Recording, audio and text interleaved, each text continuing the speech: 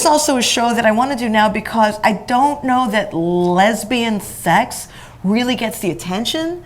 And I think it's also discouraging for lesbians who want to go out and, fuck. It's like, it's all about, we're going to go out and get married. It's like, no, but you have to fuck as well. You can't just get married and have children and get a house. It's not about the U-Haul. There's a whole point of coming out is having really good sex. Yeah. That's what this show's about, because all these lesbian characters that I grew up with seeing in the movies in the 60s and 70s and up to the 90s, were so sad. A lot of them died in the movies. They always kill the lesbians of color first. But, it's not like now when lesbian characters live happy lives in prison.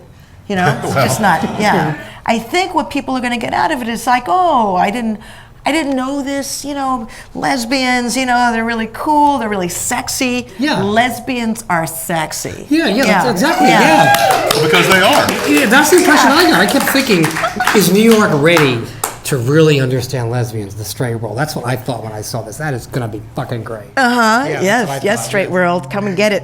My sister's coming from Long Island, and she's bringing all her straight friends. Nice. Oh, so, great. To me, everybody in the audience is queer. Everybody in the audience, I feel, if I do my job right, will want to fuck me.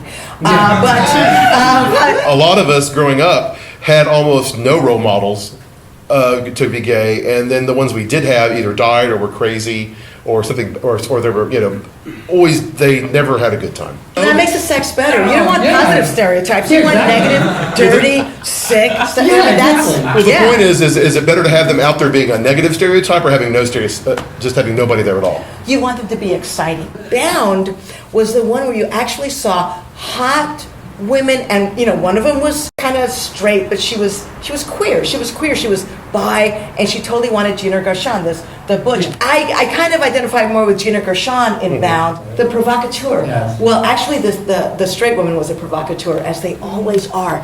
And this is your first commissioned piece, correct? Yes, I've been a performing artist for 30 years now, and this is the first time I never got a grant, and this is the first time I ever got a commission, so I'm super excited. Has that added a gravitas you weren't expecting? Well, I don't think the show has a gravitas because there's a lot of anal and there's oral and then there's quadruple cousin fisting. This whole show came about because for the longest time I'd done all these kind of very sensitive shows about my family, about my relationships, and then one time I was having cocktails with the artistic director of Dixon Place in New York, and I said, I just thought it'd be really cool to do this piece where all those weird lesbian characters in the movies that I grew up with watching and still became a lesbian in spite of them. I'm talking about the lesbian school teachers in Children's Hour, in Basic Instinct. She was bisexual, but I'd fuck her. Showgirls, and then really random obscure movies that I knew when I was a kid because they were all condemned by the Catholic Church. And then I'd read about them. I was like, well, I want to see that. And you made notes from that, like, oh, I should go see this thing. So I thought, what if all those characters lived in a data cloud and somehow I was in that data cloud with them? So that's how Pound came about. Just having drinks with somebody, and then suddenly it's where the best ideas come from. Yeah. I commissioned. So it was awesome. I didn't even try. I didn't have to do any paperwork.